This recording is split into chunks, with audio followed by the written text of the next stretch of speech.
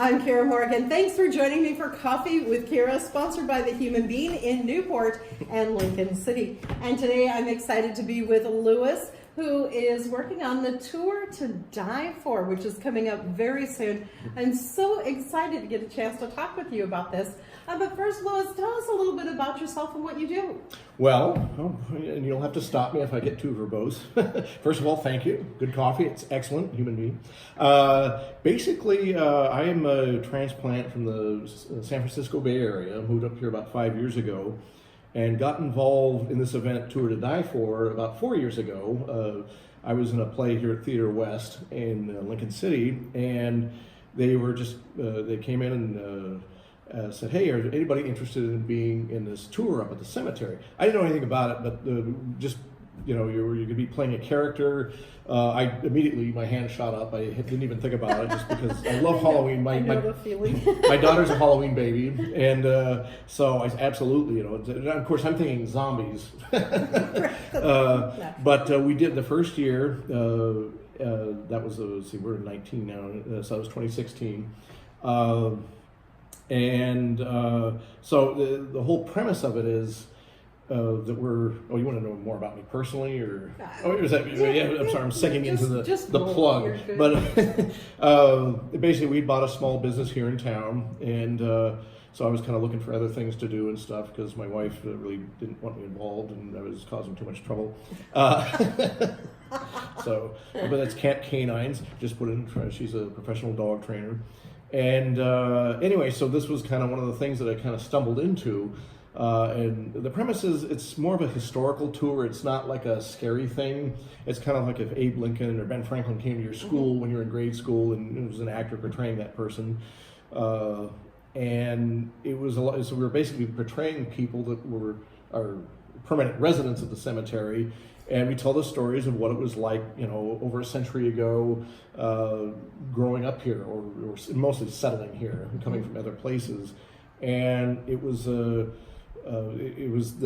basically Ed Drystad, he's the director of Explore Lincoln City, the kind of the tourism arm of the city. It was his brainchild. He had experience with it in Georgia, from where he was from, and so it became a collaborative event between Theater West, the Taft Pioneer Cemetery, and the North Lincoln County Historical Museum, which is where we are today. And basically, the museum did the research, found the characters, wrote the scripts. Theater West provided the actors to play the characters, the costuming, props, all that stuff. And then the cemetery, which is where the whole event's staged. And it was an amazing success. At first I thought, well, it's $25 a ticket. Oh, that's kind of tough, And we pretty much sold out that first year. It was, it was like, wow, that was impressive. And we got lots of great feedback. We won 2 awards. I should be able to recite those 2. One was an travel organ award, and it was a historical related award. And then there was another one, again, a tourism award. And we went to Salem, and there was a big shindig, and we did 2 of our characters on stage there, and it was really amazing. It was a lot of people loved it, and so the following year I just it was serendipity but I ended up kind of becoming director of it the second year, and we started kind of making some changes, and I started the first year. I thought, well, let's add some music and ambience, and I was literally hiding behind a bush. I was playing a character, and then I play a lot of weird Afro-Brazilian instruments, and so I was like hiding behind bushes, trying to make eerie sounds, but the wind up there could be a little rough, so nobody was hearing anything. So the following year I contacted the director of Lincoln City Pops, and he said, okay, he'll do it. And he has an accordion. There's a lot of Finnish history here, and so he was doing stuff that was kind of related to that. And then every year we've kind of just added more and more. I had second musician the following years, it just sounds so cool up at the cemetery, just to hear the music coming along as you move from grave to grave and meet the people. The other part of the museum is in inclement weather, which is not an uncommon thing here on the Oregon coast.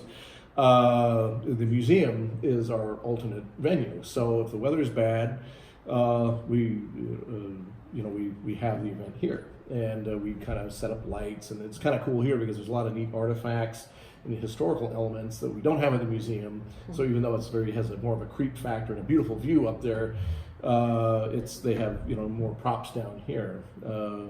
So it's really kind of progressed over the years, and just so people who've never done this before, the premises, you go to the Lincoln City Cultural Center, sign in there, there's a John Bones there, who's a historical figure, introduces people to the tour, then they hop on a bus, and these are provided by Chinook Winds Casino Resort. They've donated these buses to us, and it's fantastic. It helps with the transportation, and, well, it is the transportation, and they've graciously done this every year for us, and they take the bus from the cultural center up to the cemetery, then they disembark the bus there, and then they do a walking tour through the cemetery, and people are scattered out, the actors, and they meet the individual people, get back on the bus, and then they're taken back down to the cultural center. There's hot cocoa and snacks down there that they can munch on, and that's kind of the tour in a nutshell. So the actors and the residents, yes, at the cemetery, are they folks that have been that have lived in the Taft area from a long time ago? Give us some insight on some of these folks. They're people. The original, for the last 3 years, the premises, the kind of the rule was that it had to be somebody that was buried up there first of all, and then yes, all of them have people that came here. Many of them homesteaders. They were the land was really cheap. And so they bought it sight unseen. They'd come out here. A lot of the stories kind of follow a similar vein. They got here, and the forest is so dense. There's no light hitting the forest floor. They had to clear the space themselves. I always joke about it for the men. It's easy costume-wise because you were either a logger, a fisherman, or a farmer. Yep. So overalls, boots, and a hat sort of thing. And that's the women. It's a different thing. They all. It's kind of rough because they had just as interesting stories, but usually it was them talking about, well, they were out working, so they were pretty much maintaining the house, but it was a very different thing. It was like canning. There was one story about somebody's cow died, and she spent several weeks every day canning that entire cow or preserving the meat, sort of stuff. And they would preserve the meats, take care of the 7-8 children, and a lot of these people surprisingly lived. We have many people that lived in their 90s, and maybe it makes you harder to deal with that. They're going down to the river, carting back water, fresh water and stuff, and just it makes you wonder in our electronic age how many people now could survive in those circumstances. I would question myself. Do I have the gumption or the strength to do that? Well, certainly, and it just was. So it portrays what life was like here, and a lot of it about the origins of things that are here now. Like there's the dairies that came up in town, and many of the names of the first post office. A lot of these people are featured on the tour, whose families kind of started these things here on the coast. So it's neat just hearing the interrelationships and the 2 degrees of separation in town. It's in fact 2 years ago I played a character, Matt Kangas. And one of his relatives actually showed up at the tour. Oh, that's and awesome. I mean, 2 generations removed, but Right. It was like their grandfather or granduncle, great uncle, and there's still the homes still exist here in town. Some of them, some of the structures, and of course the best compliment was, well, okay, be honest now. Did I did it suit what your memory was of that person? Yeah, no, you got all the good stuff, and I always tell the actors too. That's a big part of it. Is don't forget that there could be a relative, because I try to let them have a little improvisational space, but to stick with the facts, and have a little bit of fun with it, but understand that there could be a relative in the crowd, so you don't do anything that's disparaging or insulting, as a joke or something. You've got to stick with it, and luckily there's people that know these people, so sometimes you can, well, what was it, would they have said something like that, or but yeah, it gives you a really good feel of what it was like here 80, 90 years ago.